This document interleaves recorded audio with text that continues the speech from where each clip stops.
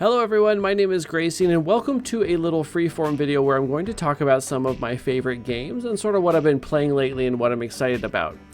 During an Against the Storm run that I had recently, I think I mentioned that Against the Storm would be one of those games I would take with me if I had to take only a few games with me to space or to a desert island. Like essentially if you could only pick a handful of games to keep forever, what would they be?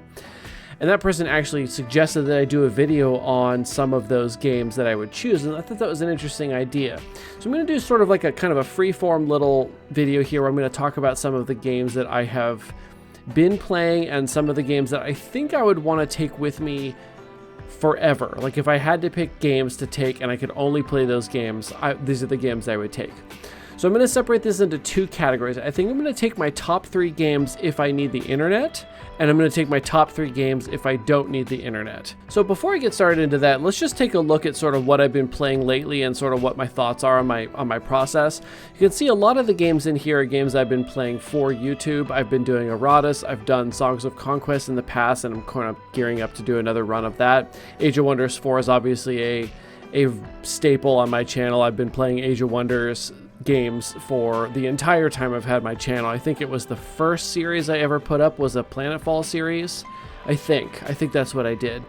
So what I've been playing lately is I play a lot of Sea of Thieves with one of my friends. I play Stolen Realm. I actually have 2 Stolen Realm groups.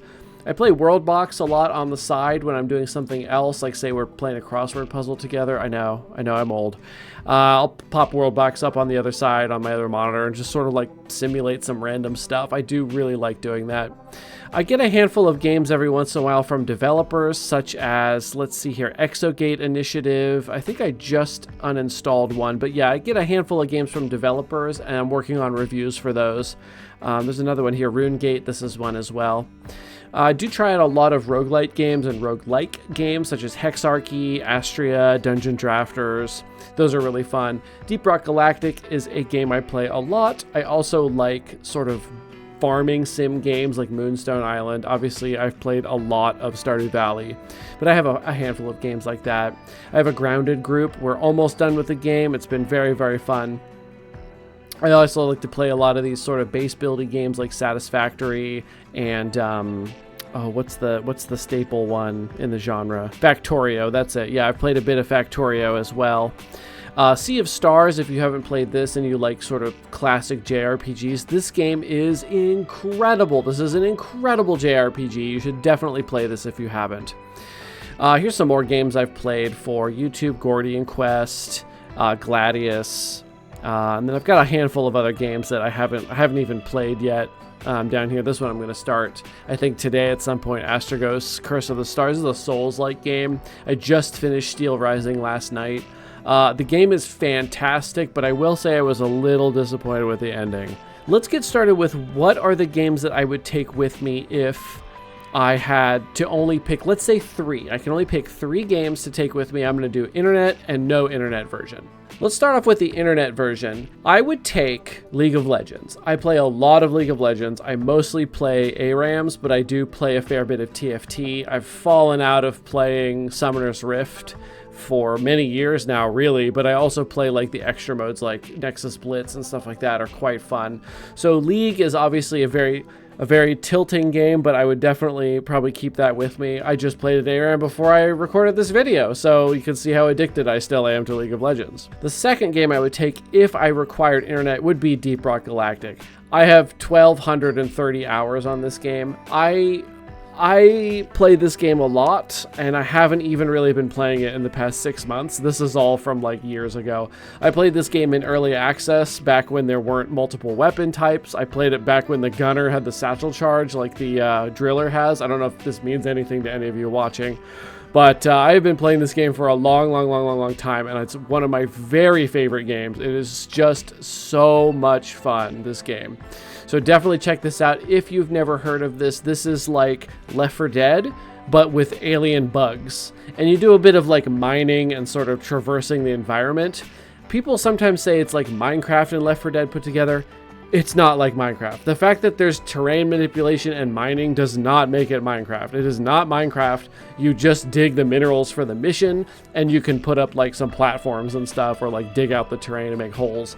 it's not Minecraft. I think the third game I would take with me if I needed an internet connection, because I only play a multiplayer, would be Stolen Realm. This is a game that not a lot of people know about. I only have 108 hours in it, but we have been playing it consistently each week for quite a while now. It is a phenomenal game. The peak player count on Stolen Realm on like the Steam DB is like 100 per day. Like, there is nobody playing this game, and that's wild to me. Now, it's not a perfect game. It has some bugs, and there are some annoying things about it and some balance things, but they're still patching it, so it's not like it's been abandoned. And kudos to them for doing that, but we have a lot of fun playing this game. It is a RPG tactical game where let's go to the store page and just take a look at it. So it looks kind of like, let's see, where's a combat? These are not great examples of what the game looks like in combat. It's kind of like this. So you've got these hexes. There's different monsters, different biomes, and then you can make these different characters. And there's quite a few trees. Let me find my build that I'm using. So this is my Stolen Realm character builder site that I've been using. So you can see, for instance, in my one group, I'm playing as a pyromancer. So I've got my build all mapped out. But you can see every type of character class: fire, lightning, cold, warrior, light, ranger, shadow, thief, monk. You have active and passive skills, and you can mix and match these freely. It's really cool. The only restriction is that in order to get to the second tier, you have to have things in the first tier, etc., etc. So you can't just dip into the best stuff at the bottom. But you can see, for instance, here I've got 1 point in my warrior build, 1 point in my ranger. I've got a handful of points in light and a bunch in fire. It's really quite interesting how you can mix and match. You can make a summoner and do shadow with summoning, and ranger has summoning stuff. You can do a dodge tank. You can do a poison, either melee character or a ranged character. You can do a crit build with double pistols. You can do a CC build with cold and shadow. It's really, really quite interesting. It's actually a phenomenal game, and if you haven't tried it out, I would maybe take a look at it, see if it goes on sale, see if there's a demo or something. I'm not quite sure on that, but it's a really great game, and it's really, really replayable. There's even a roguelite version where you take a character and you are offered random skills, and then when you die, you lose that character permanently, but then when you build your next character, you have points to spend to get permanent boosts to your stats. It's really, really fun. And now for my 3 games I would take with me if I could only take non-internet games. So I think the obvious answer is an Age of Wonders game. Now we can take a look here. I have the fewest hours in 4, Age of Wonders 4, because it hasn't been out that long. So I've got 242 in that. Age of Wonders 3, I have 424 hours, which seems like a lot. Planetfall, I have almost 800 hours in. If you've been following my channel for a while, you can probably understand why, is that I have put out, oh my god, how many videos did I put out? It was like, I have published over 330 videos on Planetfall on my channel that totals over 130 hours. And as far as I can tell, no one on YouTube has put more Planetfall videos on the internet than I have. So I'm pretty proud of that. I really like the game, if you can't tell, and I didn't even play it modded. That was just the base game with the expansions. Age of Wonders 4 is shaping up to be a similar game for me. I cannot stop playing it and recording it. As of the recording of this video, I am uploading my Florence and the Machine series, and I have 2 full series done for this game. And I'm like frustrated. I want them to come out faster so I can start recording more, but there's no reason for me to record more of them, because by the time those other 2 series come out, the next DLC will drop and I'll have to switch again. That's why those 2 aren't out now, is because the Empire and Ashes DLC dropped and I had to stop working on those and start a new one with the new DLC. So those 2 are just like in limbo right now, but I had such a blast playing them. They're going up because the first one, whatever, you'll see them when they come out. They're really, really fun. The other thing I would take is Against the Storm. Against the Storm, you've probably seen on my channel. I only have 160 hours in this game, but this is, in my opinion, the best city builder ever made. It has procedural generation. It is infinitely replayable. There are meta progression unlocks. It is a roguelite, believe it or not, a roguelite city builder.